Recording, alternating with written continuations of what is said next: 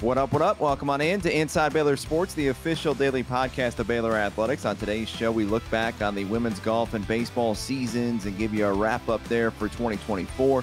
Don't forget, you can catch Inside Baylor Sports every weekday. You can also watch the video version for free over at BaylorPlus.com and on the Baylor Athletics YouTube channel. Like, subscribe, rate, and review the pod, and follow Baylor Plus today on X, Instagram, TikTok, and Facebook. It's the official content network of Baylor Athletics. Thank Netflix for your Baylor Bears. Download the app on your mobile device and sign up for your free 7-day trial today at BaylorPlus.com. It's Wednesday, May 22nd, 2024. Justin Hoff alongside the Baylor Bear insider Jerry Hill. And Jerry, let's begin with women's golf. So women's golf finishing 21st at the NCAA Championships. Another solid season for Jay Goebel and crew. Yeah, and I know they certainly wanted to make that, 54-hole cut and play the last day. But, when you think about where this team came from, and I think, Justin, I think it was like for the first 5 tournaments, you're like 12th or lower in those tournaments. So to see where they came from and where they finished, it was amazing to see, but again, maybe not surprising though, just because of this is kind of the format, the blueprint that Jay Goebel has used through his Baylor career is, hey, it's not what we do in the fall. It's not what we do in January, February. It's what we do at the end of the year. And, just getting through the regional, getting to the NCAA championships again, that was big. And certainly you were kind of right there. I mean, you wound up being 10 strokes below the cut line at the 54 holes. But, for the good part of that third round, you were actually above the cut line because a lot of the teams had already finished and you were just getting started. But it was there. I mean, you had to have a really good third round to get into that top 15. And if I remember right, maybe one team, out of that next 7 made it into the final 8. It's really hard. If you're not already in, say, the top 8, top 10, you're probably not going to make match play. But I know that was kind of the goal. That was the plan, was to try to get to that 4th round and just play it. But yeah, I thought it was, when you look at the season as a whole, and particularly the end of the season, I thought it was a great success for Jay Goebel and that team. And, fair, unfair, we've come to, and this is a great problem to have. This is a great thing. We've come to expect this team to make the NCAA championships every year. And that's the kind of program that they are. And I'm sure Jay Goebel would say, hey, yeah, we're a top, 25 program. We expect to be there every single year. And so that's a great thing to, our fans to pay attention to women's golf. It's one of the top programs in the country. And every, couple of years, they're going to have a shot to play some match play, right? To play in that top 8. They've done it before. And yeah, this would be a classic example, I would say, Jerry. I know we talked about it before. Every round, every day counts the same. But when you get behind, you're having to play from behind. And that's never an easy thing to do. I don't care what sport it is. You want to have an opportunity in the 4th quarter, or in this case, day 3, to be right there instead of having to go out there and be uber aggressive. And basically, for a lot of these teams, when you're 8, 9, 10 shots back of the cut line, you have to be uber aggressive to make up for it, right? You can't just, be conservative, because if you're conservative, you're going to finish 8, 9 shots back. And so I think day 1 was a day that I'm sure Jay Goebel and team would like to have back. Day 1's always critical. Day 1's not easy, but day 1's an opportunity for you to either, get up on the lead, up on the cut, or fall behind. And unfortunately, they were 26, 27, 28th after day 1, and just a little bit too much to overcome, but they did play their way up to 21st. Yeah, and I think one thing you can look at, Justin, is I believe each round they got better. So that's a good sign. But like you said, the cliche is you can't lose the tournament on the first day. But, man, that first day is really important. You need to get out to a good start. If you shoot a good score and say you're in the top 15, top 10 after that first round, it makes those next 2 there's less pressure on those next 2 rounds. So I think that was – I'm not saying that's where it was lost, because they still could have made it up. But like you said, it's a really high climb if you start out there. If you're in the bottom 5 or 6 teams after that first day, it's a long climb to get up to top 15, top 8. You really need to get off to a good start. And I think that's something that, Jay and the team, I'm sure they're, regretting that. I mean, it's not like they weren't out there trying, but you have to get out to a better start, and then it makes the next 2 rounds a lot easier.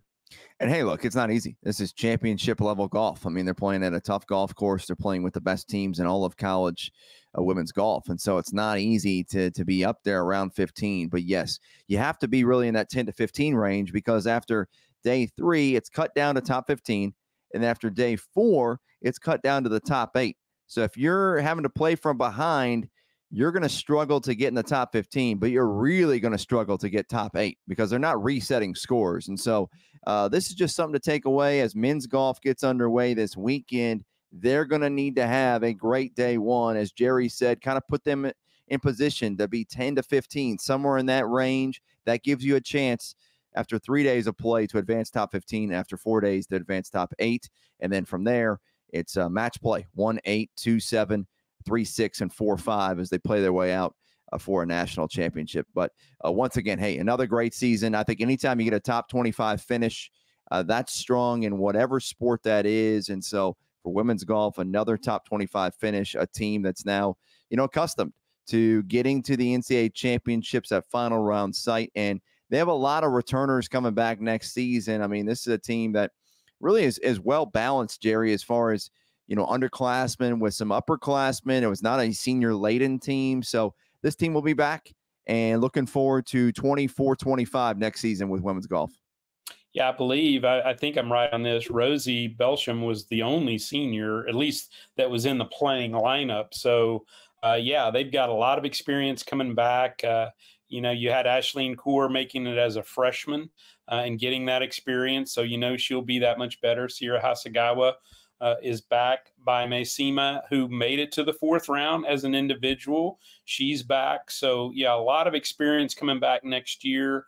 I like their Celia Oma is also back, I believe. So that's a lot of experience, a lot of talent coming back. So I think the expectations next year will be even higher. I think their goal for next year probably, and it's probably that way every year, but I think certainly the goal, and maybe a realistic goal next year, is make match play, or at least get to that final 15. Like the sound of that, Jerry. All right, let's transition over to Baylor Baseball. Baylor Baseball finishing out the 2024 season 22-31, 10-20 in conference play, 17-16 at home, 5-12 on the road, and then 0-3 in neutral site games. And Jerry, going looking at a whole for this season and kind of recapping it, injuries were a big part of this season, particularly early. I know you can have injuries at different times of the season. You can have them early, you can have them mid-season, you can kind of have them late. But, Baylor was dealt a bad hand early in the season. And that's not to give a big excuse, but when you talk about 3 or 4 players out of your lineup, particularly a guy like Hunter Simmons, who's your best power hitter and arguably one of your best players on the entire team, you lose him, right away. That's going to be a tough, uphill battle for this team. And they saw that. There was bright spots during the season. Certainly the last couple weeks was difficult on the team and trying to get victories. But as you look back at this season, Jerry, your thoughts on how the 2024 season went? Yeah, I think you said it best. I think the injuries just really, took a toll on this team. As Mitch has said, starting with that opening weekend, even, I mean, Jack Little is out, who was slated to be your shortstop. He was out before the season even began. Hunter Simmons gets hurt, I believe, on the 2nd weekend. So right off the bat, you're losing people. Gavin Brzezowski was out pretty early. Pendergrass. I mean, there were so many guys that you were really counting on, that the team they had visioned, the team that they maybe saw at the end of the fall, was that team never, you never saw that team throughout this whole season. So, certainly Mitch is not going to make excuses, but we can do that for him. There were just, when you have to deal with that many injuries, it's difficult to overcome. You need some younger players to kind of, step up and get the job done. I think of a Daniel Altman that played several different positions, an older guy, but, being able to kind of fill him in wherever you need him. Cole Posey at first base. I mean, a position he had been in college for 5 years and never played that position. And he stepped in there, and I believe, Justin, I think I'm right on this. I think he made one error the whole time that he was at first base, and a guy that had never played it, and really hit well too when he finally got him in the lineup, and he was able to produce. So you're right, there are some positive things. Mason Marriott, for the most part, was a very consistent Friday night starter. He's a guy that, coming back, if he comes back, I believe he's a third or fourth year junior, so he's draft eligible. But if he comes back, that's a Friday night starter that you saw that kept you in a game pretty much every week. I think he had the one bad start at West Virginia, but for the most part, he kept you in every game that he started. So, there were good signs. Ethan Calder was great in relief, great out of the bullpen, and then you put him in a starting role, and he was very effective. I think there are enough positive signs out of this team. You had Wesley Jordan earn second team All Big 12 honors as a DH. That's a guy that's coming back that, whether he's in the outfield or DH or wherever, he's a guy that can produce, hit over 300. Good power numbers in the limited time that he had. So another guy that you missed for maybe two or 3 weeks. So, I think they've got some things to build on, Justin. Obviously, did not end the way you wanted to. You were sitting there at 9-7 at one point, and really felt good about your chances to make the Big 12 tournament, maybe even make postseason NCAA regional. But losing like they did down the stretch, it was tough. And they were in a lot of those games, but just couldn't pull them out. I know they lost to TCU in extra innings. A lot of late losses. So that will be tough to deal with. They've got to live with that this whole off season. Hopefully, it motivates them.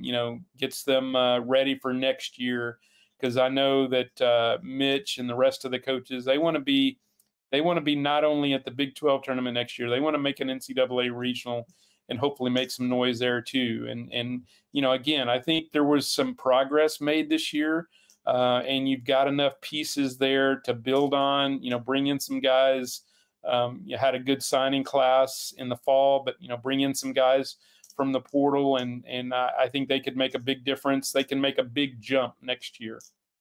Yeah, looking forward to that. And it was a tough schedule too. And I'm interested to see how Mitch schedules for next year. I know he had talked about that maybe at times he felt like maybe it was too tough, right? The schedule from the Globe Life, the Shriners Children's College Showdown to Indiana, Oral Roberts, and just, what the Big 12 looks like. And it's not going to get easier next year. There's quality teams coming over next year from the Pac-12. And so, something to look at certainly is the schedule. Of course, in this time, in this day and age, the transfer portal, you want to keep your best players and you want to go out there and get, other players, and so I think there's opportunities to obviously more pitching. I don't care what team, what year it is, you're always looking for more pitching. You can never have enough pitching. And so that's an opportunity for this team to get better. 20 wins last year, move up to 22. I think if this team was healthy, they would have been pushing that 30 number and could have, made it work to get to that. But that will be a key next year, Jerry. To get 30 plus wins would be great. That's kind of where you're probably going to need to be for that NCAA regional. If you want to make the NCAA tournament, you're going to need, probably right in that number as we look at the Big 12, Kansas State, a lot of teams on the bubble this year are right in that area. But obviously health is going to be a key factor. Return everybody that you can and stay healthy for as long as you can. And the one positive I would say is, hey, when you ask younger guys and other guys to step into the lineup, initially, that's a big change for them, but maybe it pays off major dividends next year for the fact that those guys had experience, playing time, not just mop-up duty either, starting experience, and maybe that can make 2025 a great season for Mitch Thompson. Yeah, I think you've got to build, like you said, I think you've got to build up that pitching staff. I think they felt pretty good about it going in, but I think there were some tired arms by the end of the year, and certainly you need to develop that weekend rotation. Like I said, I thought Mason was a pretty consistent Friday night guy, but then the other two spots, you never really solidified those. I guess Colin McKinney stayed in it the whole year, but, was never a consistent starter, I didn't think. So, those are positions you need to start out with a really good weekend rotation, then build up your bullpen, and then hopefully have a good midweek starter as well. But back to what you said about the schedule, there's some different thought processes there. Obviously, I think in a way you feel like you've got to schedule hard enough, number one, to prepare you for the Big 12, but number two, to have a high enough RPI and all that stuff to get into an NCAA regional. But you can overschedule. And like you said, with the Big 12, I don't know that you need to schedule a whole lot of, tough teams outside of the Big 12 when the league is that good. Even with Texas and Oklahoma leaving, you've got Arizona, Arizona State, and Utah coming in. So I don't know that you need to schedule any harder. And really, I think it was a little bit overscheduled this year, particularly with that opening tournament. I know that's a hard thing to turn down when you've got a chance to play, 3 P5 teams right off the bat and in Globe Life. I mean, I think there were some advantages in that, and you saw some guys, kind of step up there, but that's a hard way to start a season with those 3 games. Neutral site, yes, but you're on the road, you're away from your home and playing really good teams. So I think you've got to rethink that a little bit, and you got to schedule. I know coaches hate to say this, but you got to schedule some wins. You need to be above 500. That's one of the goals. You got to be above 500. And I think you're right on that 30 win thing. I think if you can get to 30, 35, you've got a really good shot to make NCAA regional. So you need to schedule some wins and get yourself in position. But a lot of it will come down to what you do in the Big 12. You can schedule 20 non-conference wins, but if you don't do well in conference, you're not going to make an NCAA regional. So I think that will be the key, is what they do in conference play next year.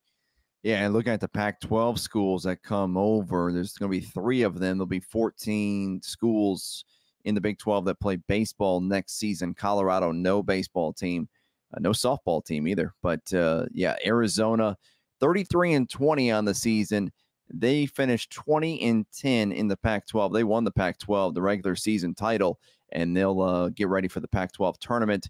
And then Arizona State, 17-13 in conference, 32-24 overall. Utah, 16-14 in conference, 32-21. So you're not talking about slouches. I mean, these are schools that have played, Power 5 baseball for a long time. And so they know, and there's been really good programs out there in the Pac-12. You think about Oregon State, you think about UCLA that was really strong a couple of years ago. And so there's good baseball out there on the West Coast, and they're going to bring some of that to the Big 12. And you think about an upstart team like Cincinnati, they had a great season.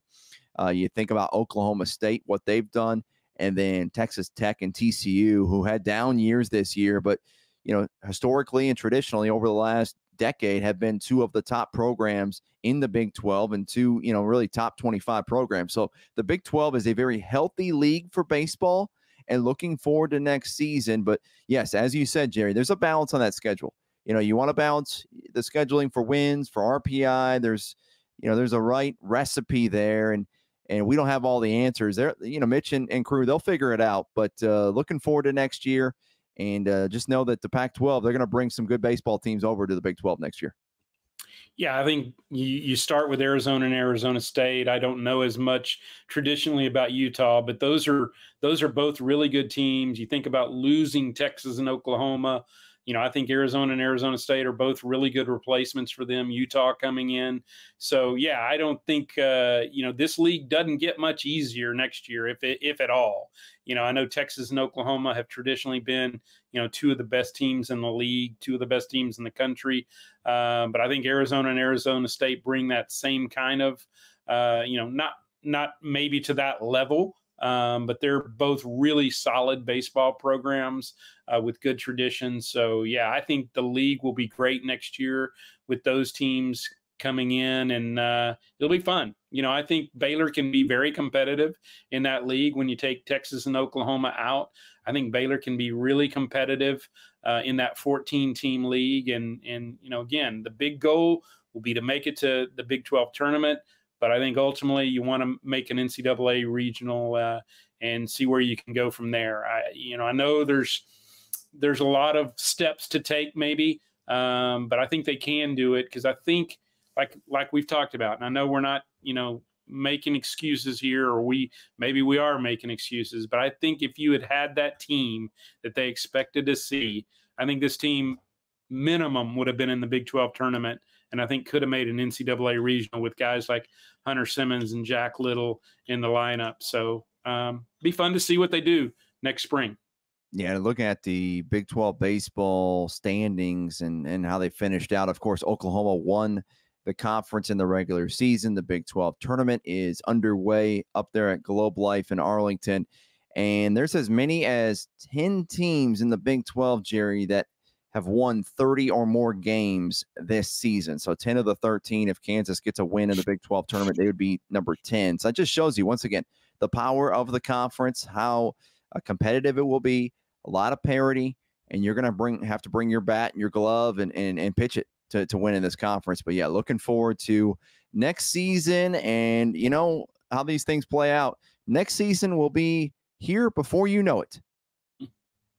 That's right. I mean, we're you feel like you're a long ways away, because honestly the college baseball season is still going on. But these guys, they'll go, some of them will go play summer baseball. Then you're right back in school, and they'll be going through fall baseball. So yeah, you're right. It's not that far down the road as we may think. The season won't start until February, but there's a lot of baseball to come. Their development will come some in the summer, but their development where they build this team will come in the fall, what they do with the off-season program, and then just, building that team in the fall. That's where this team will be built. That'll do it for today's edition of Inside Baylor Sports, a Sport and Story production. Thanks for listening. For Jerry Hill, I'm Justin Hoff. Have a great Wednesday, and Sic 'em Bears. Sic 'em Bears.